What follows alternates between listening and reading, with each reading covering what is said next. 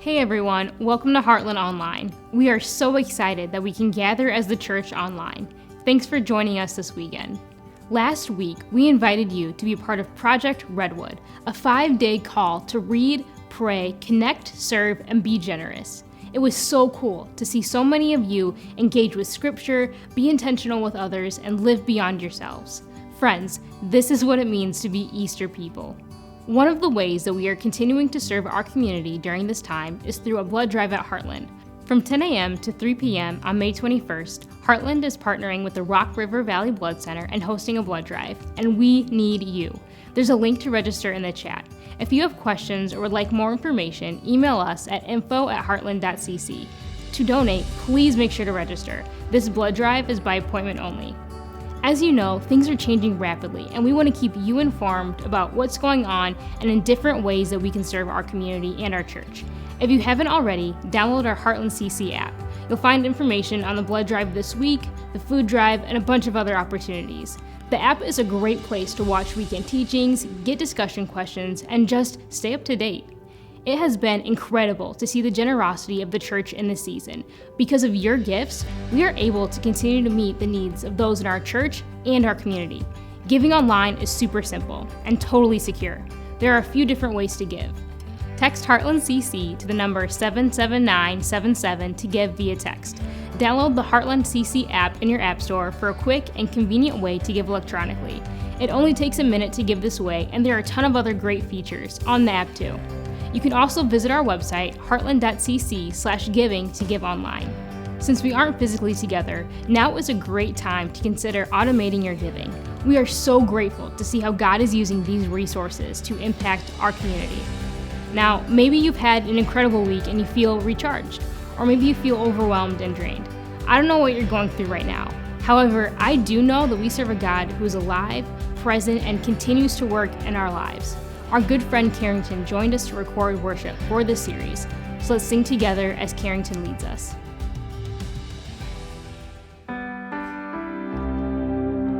Yeah, that's who you are, God. Yeah, you are here, moving in our midst. I worship you. I worship you. You are here, working in this place. And I worship you. I worship you. And I call him a Waymaker, miracle worker, promise keeper, light in the darkness. My God, that is who you are. Yeah, I call him a Waymaker, miracle worker, promise keeper, light in the darkness. My God, that is who you are. You are here, touching every heart. I worship you. I worship you. You are here, yeah, healing every heart. I worship you. I worship you. You are here, yeah, turning lives around. I worship you. I worship you. You are here, mending every heart. Yeah, I worship you. I worship you. And we call him, say, a Waymaker, miracle worker, promise keeper, light in the darkness. My God, that is who you are. Hey, Waymaker, miracle worker, promise keeper, light in the darkness. My God, that is who you are. Everybody sing it out, say, Waymaker, miracle worker,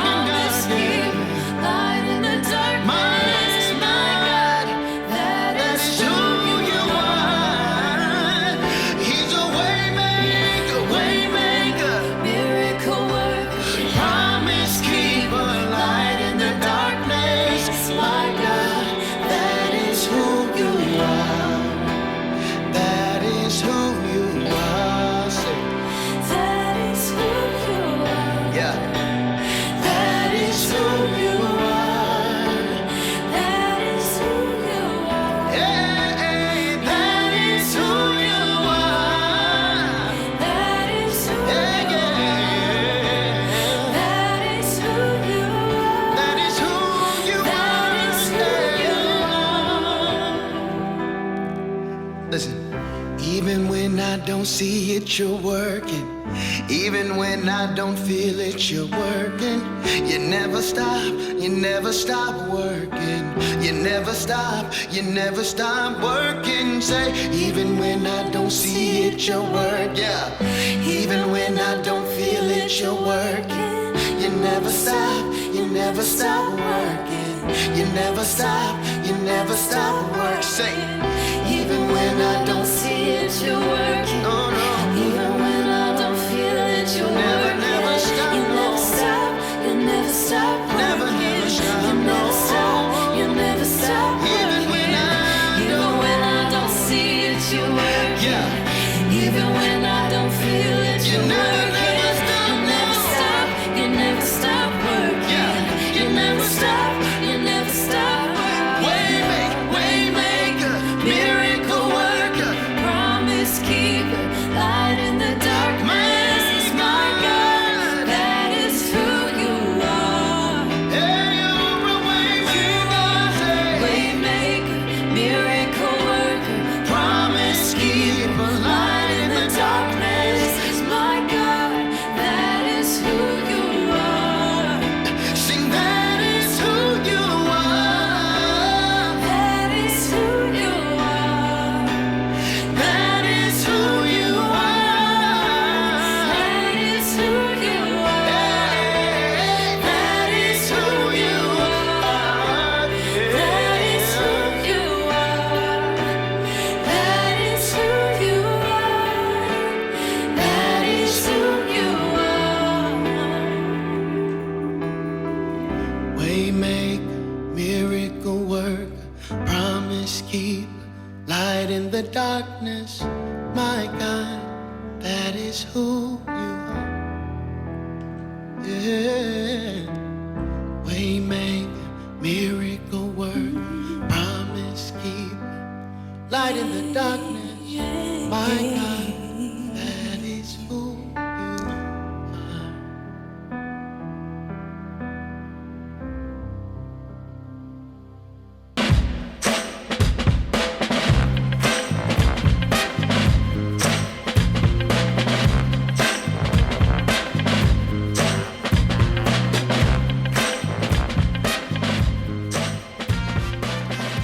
Welcome to week 1 of our brand new series, Rose-Colored Glasses. Now listen, over the next 3 weeks, we're going to be covering really important issues because we're looking at relationships. So next week, we're going to look at family relationships and how do we build strong families. The week after that, week 3, we're looking at how do we build and forge relationships that last. But this week, we're going to be talking about marriage. Now, here's what I need to tell you. Whether you're single, married, whatever your status is, regardless, what I'm going to talk about over the next few minutes, I promise you, it applies to all of you. So even if you're not married right now, don't check out or feel like what we're about to cover isn't for you, because it is. Really, many of the principles that we're going to look at today, these are not just wonderful marriage principles. These are principles from God's word that honestly, they're ingredients for forging really, really strong relationships. So, how do we forge strong marriages? Well, this is what I know. If your life has looked anything like mine, this season has put many of our relationships to the test, in particular our marriages, because here's the truth. Like, you've spent more time with your spouse in the last 8 weeks than you ever did, even when you were dating. Chrissy and I were just talking about this the other day, that we couldn't hardly stay apart when we were dating and engaged. And what the amount of time that we've spent together over the last 8 weeks, like that in the past pales into comparison. We have been together so much, and there's been certain parts that have been great. But the truth is, spending this much time in any of our relationships in our marriages, what it tends to do is begin to show some of the substance that's inside our relationships and to expose some of what might be going on in our relationships. I dare to say that for many of us, COVID-19 and this time together in our marriages has probably, like if we're honest, exposed some cracks, some things that maybe we need to think about and things we need to work on. So let me ask you this. What do you think causes marriages to fail? Now, if we were to write this down, the truth is there's all kinds of reasons that marriages fail. But at its base level, they're actually, failure in marriage can be sort of boiled down most often to a singular thing. Now, let me talk about failure for a minute, because I want to be really clear what failure is. Failure is when a marriage ceases to thrive. Because here's the truth. Nobody got into a marriage to just avoid divorce. See, that's not success. Success is not like divorce avoidance. I want you to go back. I want you to think about like that very first season of your engagement. Think about your wedding day. And I want you to think about, like, on your wedding day, what were you hoping for? Because I can tell you, like, when Chrissy and I were walking down the aisle and we decided to say I do, our goal wasn't just to survive. That wasn't the goal of marriage, right? The idea was that, like, we would do life together and we would bring out the best in each other and we would laugh together and we would love each other fully and be fully known. Like this, when we think about marriage, this is the reality of what goes through our mind. This is what thriving marriages are. I think what we have to understand is that if your marriage isn't thriving, then isn't that less than what you had in mind? I don't like using the word failure because it feels so final and awful, but when we talk about failing marriages, if your marriage isn't thriving, then I can promise you for you, it probably feels like a failure. It probably feels like this isn't the way it's supposed to be. I've sat with lots of couples who've come into my office and what they've settled into is a routine that the only outcome really that they're thinking about at that point is divorce avoidance. But that's not what God had in mind for your marriage.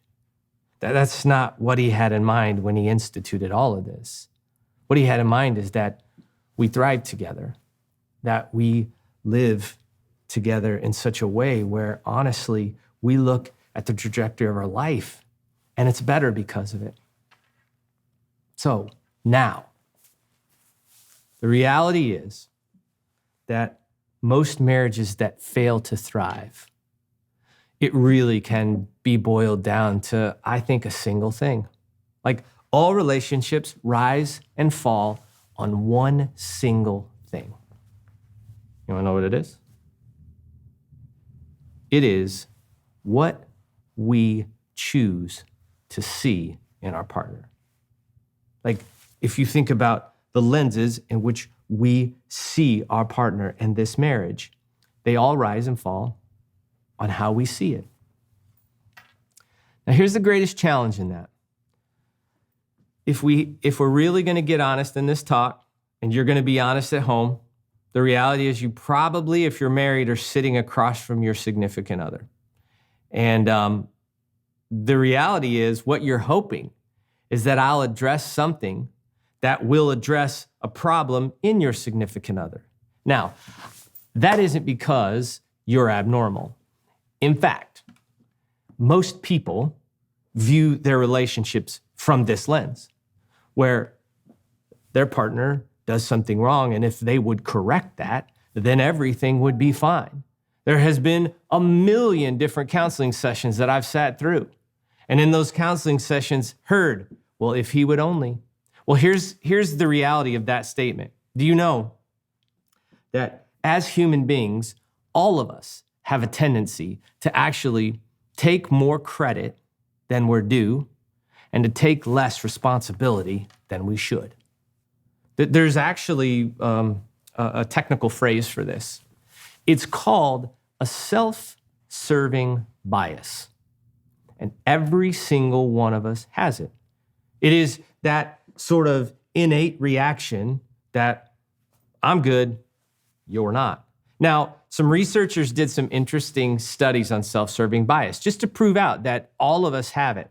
So there was a research study done not too long ago where over 800,000 high school students were asked a simple question. So this is from all kinds of backgrounds, different parts of the country, 800,000 students.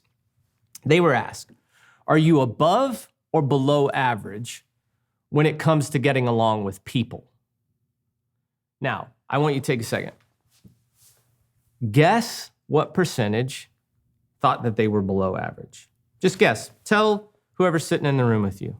You think it was 50%? 50% guess they were below average at getting along with people? Not 50%.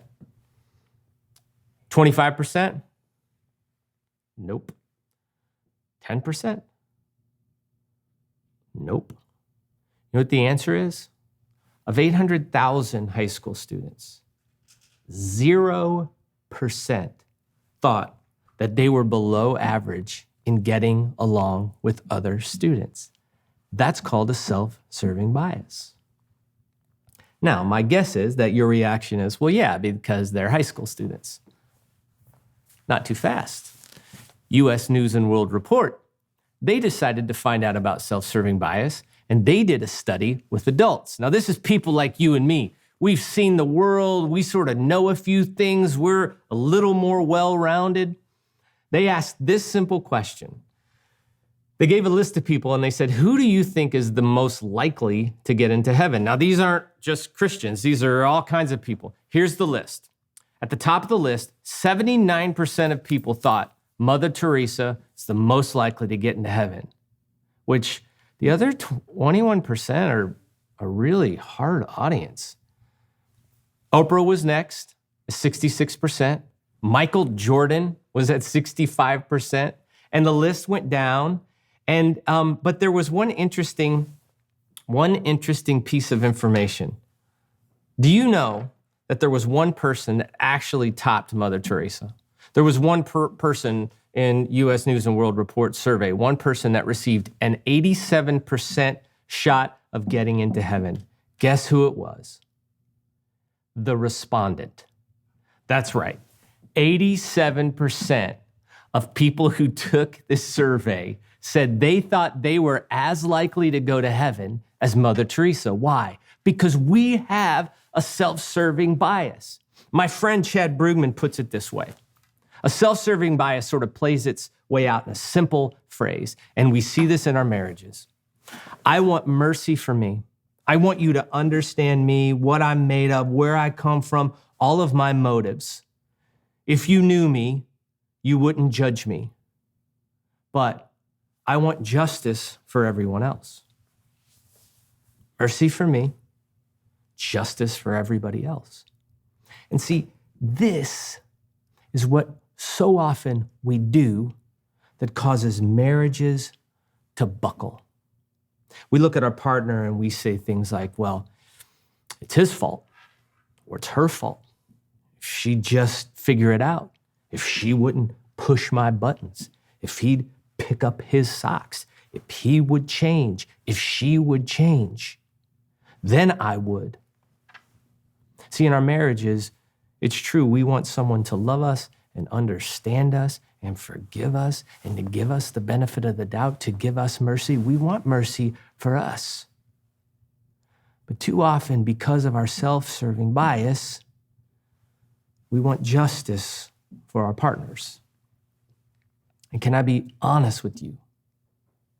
This is poison. It's poison.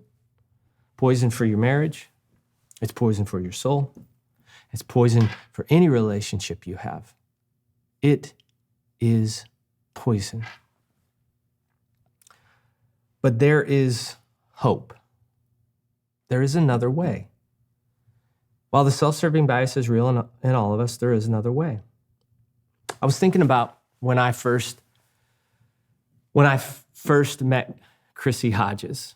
So this was in 1994. It was at a local church right here in Rockford. And I remember walking into that youth group. We were both kids. I mean, I was 20, 21. She was 20, 19, 20. I remember seeing her on a pew in the church we were in. She was a few people down, and my sister was sitting next to me. I nudged my sister. I said, "Hey, who's that girl?" My sister told me her name. I took the corner of a sheet of paper and I wrote, "I will marry Chrissy." And I nudged her during service, and I'm like, I'm gonna marry that girl. Well, I can tell you that I did everything hook or crook to get that girl to date me, somehow get her to fall in love with me. I was absolutely bonkers for her. The phrase is, you're blindly in love. That love oftentimes is blind. That's how it felt for me. And we see this oftentimes in the earliest phases of our relationship where we'll see people blindly fall in love, right? Where you just head over heels. But then there's this idea, there's conventional wisdom that says, but strong relationships should never be built on blind love. The idea is that over time in the best, strongest relationships, that we should take a really clear-eyed assessment of our partner, and that we should know their strengths, and over time, we replace that initial rush of love with an accurate understanding of who that person is, right? And the reality is conventional wisdom has said, because if you don't do that, what's gonna happen is you're gonna have this idealized version of your spouse, and sooner or later, he or she, they're not gonna live up to it, and it's all gonna be an illusion and come crashing down. That seems really reasonable, right? Blind love, that's stupid. Well, since we're on the research tip, I'm gonna throw one more bit of research at you. There was some research a few years ago that some researchers from the University of New York, the University of Sussex in UK, and the University of Michigan did to find out what is it that makes marriages really successful. So they surveyed thousands of marriages, and these marriages typically were about 11 years in length. And they asked them a series of questions, and this is key. They brought the husband and the wife in, and they asked each husband and wife a series of questions about themselves and then about their partner. They asked them to rate themselves and rate their partner in areas like kindness, affection, being tolerant, accepting, patience, warm, sociable, etc. When the researchers began to look at the data of the healthiest marriages that they could find, what they began to realize is that a pattern did emerge. That in the happiest couples, the husbands often, almost always, rated their wife more highly in every single area than the wife rated herself, and vice versa.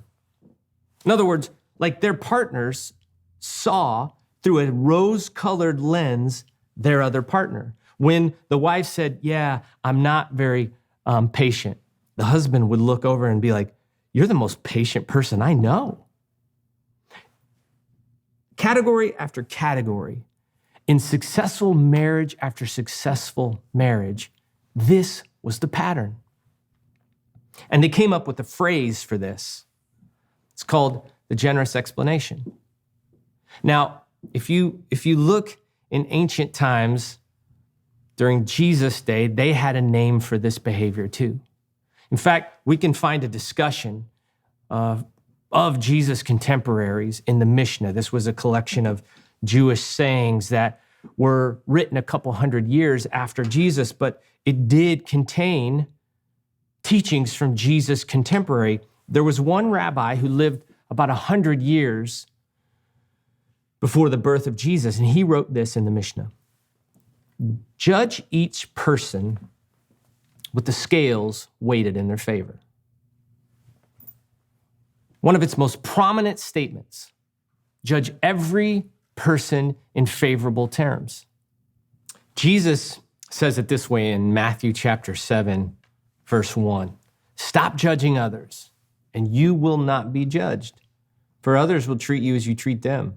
Whatever measure you use in judging others, it will be used to measure how you're judged. Judge in favorable terms. This is what Jesus is basically saying.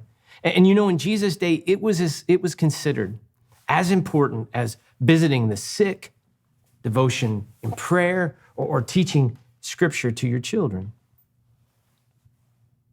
But see, too often, we judge our partners harshly. Why? Lots of reasons. Because we know them. We've lived with them.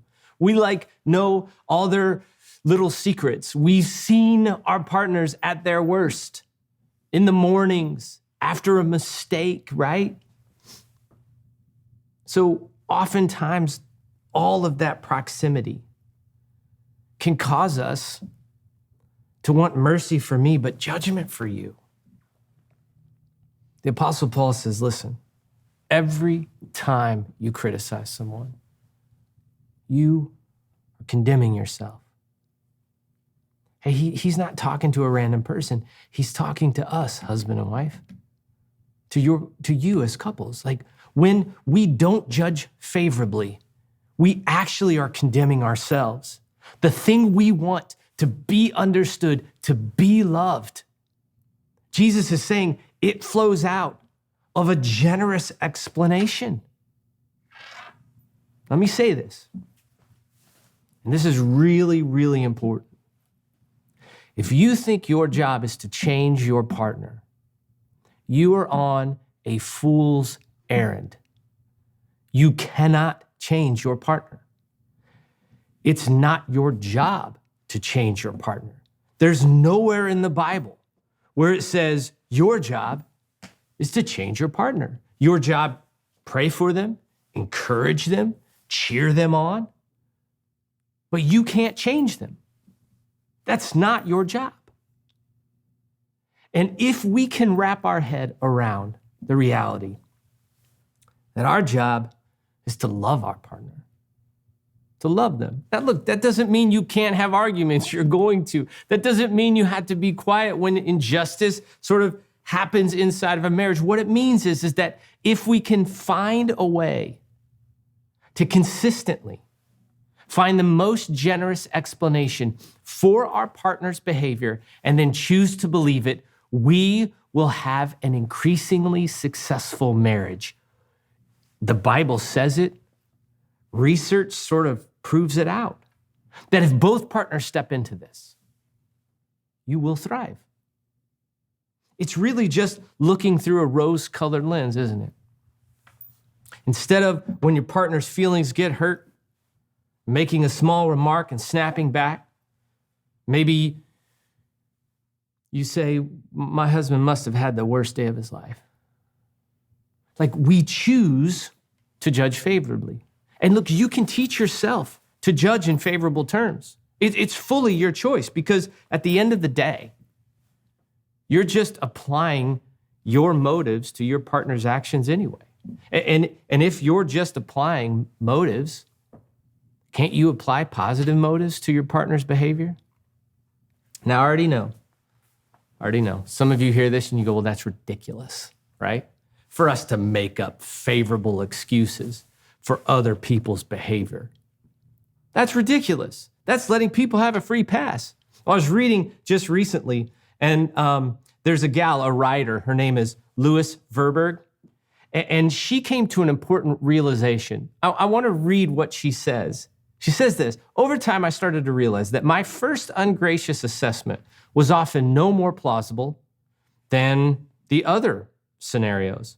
My scales of judgment were seriously askewed, weighted heavily towards guilt rather than innocence.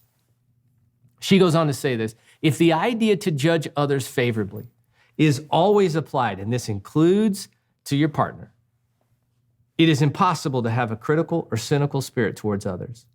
It's hard to gossip about people if you start assuming that they may have a worthy reason behind the conduct that seems questionable. It's difficult even to remain angry or bear a grudge against someone once you start thinking of what might have motivated them to do whatever you are upset about. This is finding the most generous explanation and choosing to believe it. I was thinking about what are awesome examples. Maybe like with your spouse, like in COVID right now, maybe we start reframing how we see their behavior. And maybe instead of thinking your wife is a hothead, maybe you say, well, she's short-tempered today because she just became a school teacher overnight. Maybe your husband isn't messy. Maybe he's artistic. Maybe your wife isn't distracted. She's just really creative. Maybe he's not overly opinionated. He's just well-read. See, it is so much easier to reach out in love when we just let God judge other people's motives, including our partners, right? Don't judge. I mean, this is the essence of to judge favorably is to not judge critically. I love the way James 2:13 says this. He says, listen, there will be no mercy for those who've not shown mercy to others. But if you have been merciful, God will be merciful when he judges you. Find the most generous explanation for your partner's behavior and just choose to believe it. When we live this way, what the Bible tells us is that we will experience life in our relationships. No more judgment, not mercy for me and judgment for you. Rather, generous explanation for you, and I choose to believe it.